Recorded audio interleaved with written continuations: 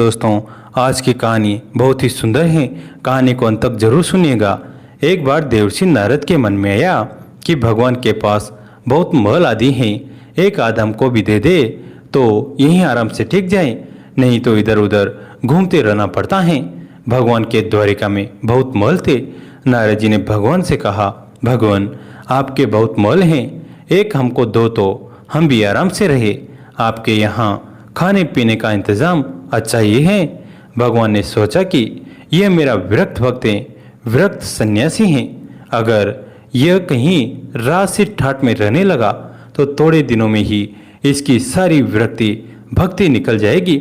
हम अगर सीधा ना करेंगे तो यह बुरा मान जाएगा, लड़ाई झगड़ा करेगा कि इतने मल हैं और एक मल नहीं दे रहे हैं।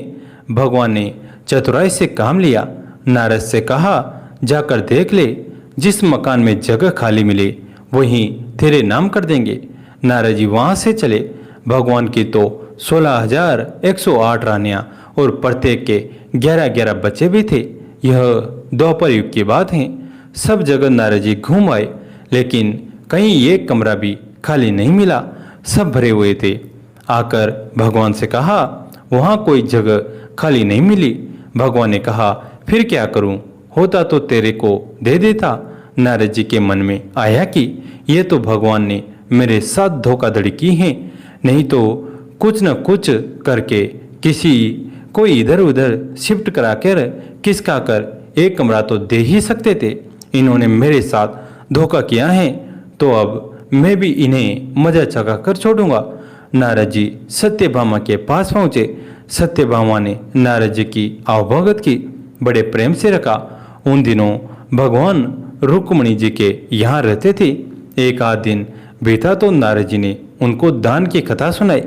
सुनाने वाले स्वयं नारद जी दान का महत्व सुनाने लगे। जिस चीज का दान करोगे वही चीज आगे तुम्हारे को मिलती है।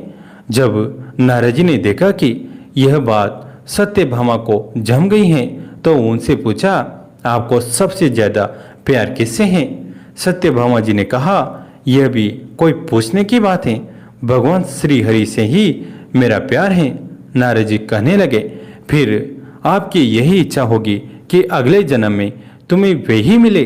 सत्यभामा जी बोली, इच्छा तो यही है। नारद जी ने कहा, इच्छा है तो फिर दान कर दो, नहीं तो नहीं मिलेंगे।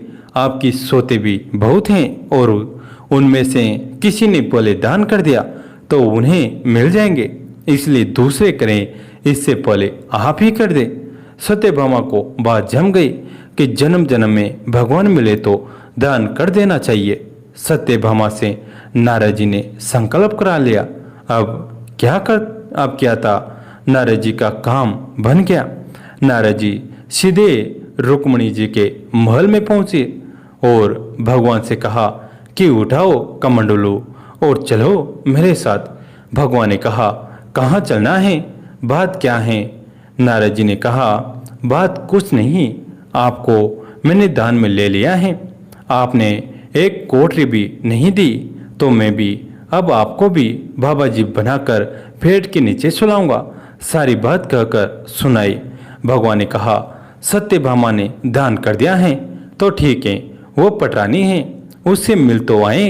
भगवान ने अपने सारे गहने गांठे, रेशम के कपड़े सब खोलकर रुक्मिणी जी को दे दी और बिल्कुल वस्त्र पहनकर, बसमी लगाकर और कमंडलू लेकर वहां से चल दिए।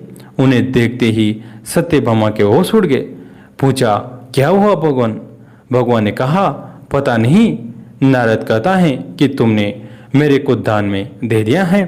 सत्यभामा ने कहा, लेकिन वे कपड़े गहने कहाँ गए? उत्तम केसर को छोड़कर यह भस्मी क्यों लगा ली? भगवान ने कहा, जब दान में दिया जाता है तो अब मैं उसका हो गया, इसलिए अब वे ठाट बाट नहीं चलेंगे।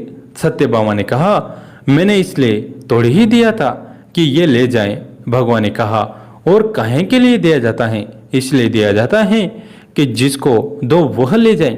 अब सत्यभामा को होश आया कि यह तो गड़बड़ मामला हो गया।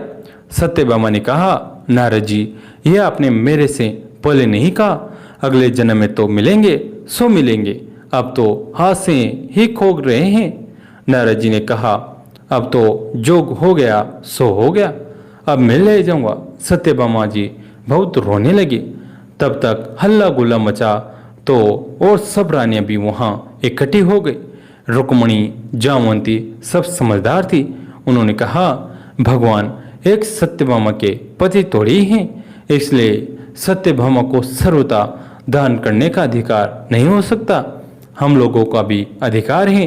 नारद जी ने सोचा, यह तो घबला हो गया। कहने लगे, क्या भगवान के टुकड़े कराओगे? तब तो 16,108 हिस्से होंगे। रानियों ने कहा, नारद जी कुछ ढंग की बात करो। नारद जी ने विचार किया कि अपने को तो महल ही चाहिए और यही नहीं दे रहे हैं थे। अब मौका ठीक है, समझौते पर बात आ रही है। नारद जी ने कहा, भगवान का जितना वजन है उतने का तुला दान कर देंगे तो भी दान मान लिया जाएगा। तुला दान से देह का दान माना जाता है, इसलिए भगवान के वजन का सोना, हीरा, पन्ना दे दो। इस पर सब रानियां राजी हो गई। बाकी तो सब राजी हो गए, लेकिन भगवान ने सोचा कि यह फिर मोह में पड़ रहा है, इसका महल का शौक नहीं गया।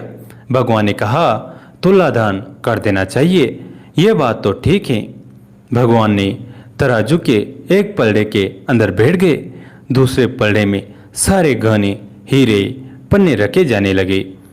लेकिन जो ब्रह्मांड को पेट में लेकर बैठा हो उसे द्वारिका के धन से कहाँ पूरा होना है। सारा धन दूसरे पलड़े पर रख दिया गया, लेकिन जिस पलड़े पर भगवान बैठे थे वह वैसे का वैसा नीचे लगा रहा, ऊपर नहीं हुआ। नारद जी ने कहा, देख लो, तुल्ला तो बराबर हो नहीं रहा है। अब मैं भगवान को ले जाऊंगा। सब कहने लगे, अरे कोई उपाय बताओ। नारद जी ने कहा, कोई उपाय नहीं है। अन्य सब लोगों ने भी अपने अपने हीरे पन्ने लाकर डाल दिए, लेकिन उनसे क्या होना था, वो तो त्रिलोकी का भार लेकर बैठे थे। नारद जी ने सोचा, अपने को अच्छा चेला मिल गया है, बढ़िया काम हो गया। उधर सभी रानियां चीख रही थी। नारद जी प्रसन्नता के मारे इधर उधर टहलने लगे। भगवान ने धीरे से रुक्मणी को बुलाया। रुक्मणी ने कहा, कुछ तो ढंग निकालिए, आप इतना भार लेकर बैठ गए, हम लोगों का क्या हाल होगा। भगवान ने कहा, यह सब हीरे पन्ने निकाल लो, नहीं तो नारद जी मान नहीं रहे हैं। ये सब निकालकर तुलसी जी का एक पत्ता और सोने का एक छोटा सा टुकड़ा रख दो तो तुम लोगों का काम हो जाएगा। रुक्मणी ने सबसे कहा कि यह नहीं हो रहा है तो सब सामान हटाओ। सारा सामान हटा दिया गया और एक छोटे से सोने के पत्थर पर तुलसी का पत्ता रखा गया तो भगवान के वजन के बराबर हो गया। सब ने नारद जी से कहा कि ले जाओ तुलादान। नारद जी ने खूब हिला डुला कर देखा कि कहीं कोई ढूंढी तो नहीं मार रहा था। नारद जी ने कहा, इन्होंने फिर धोखा दिया, फिर जहाँ के तहाँ यह लेकर क्या करूँगा। उन्होंने कहा, भगवान ये आप अच्छा नहीं कर रहे हैं, केवल रानियों की बात सुनते हैं, कभी मेरी तरफ भी देखो। भगवान ने कहा, नारद आपकी तरफ ही देखता हूँ। आप सारे संसार के स्वरूप को समझकर फिर मोह के रास्ते जाना चाहते हैं तो मैं आपको गलत राह पर कैसे जाने दे सकता हूँ। नारद जी ने समझ लिया कि भगवान ने जो किया सो ठीक किया। नारद जी ने कहा, एक बात मेरी मान लो, आपने मुझे तरह तरह के नाच अनादि काल से नचाए और मैंने भी तरह तरह के खेल आपको दिखाए, कभी मनुष्य, कभी गाय इत्यादि पशु, कभी इंद्र वरुण आदि। संसार में कोई ऐसा स्वरूप नहीं जो 84 के चक्कर में किसी न किसी समय हर प्राणी ने नहीं भोग लिया। अनादि काल से यह चक्कर चल रहा है, सब तरह से आपको खेल दिखलाया। आप मेरे को ले जाते रहे और मैं खेल करता रहा। अगर आपको मेरा कोई खेल पसंद आ गया हो तो आप राजा की जगह हो और मैं ब्राह्मण हूँ तो मेरे को कुछ इनाम देना चाहिए। वो इनाम यही चाहता हूँ कि मेरे शोक मोह की भावना निवृत्त होकर मैं आपके परम धाम में पहुँच जाऊँ। और यदि कहो तो तूने जितने खेल किए सब बेकार हैं तो भी आप राजा हैं।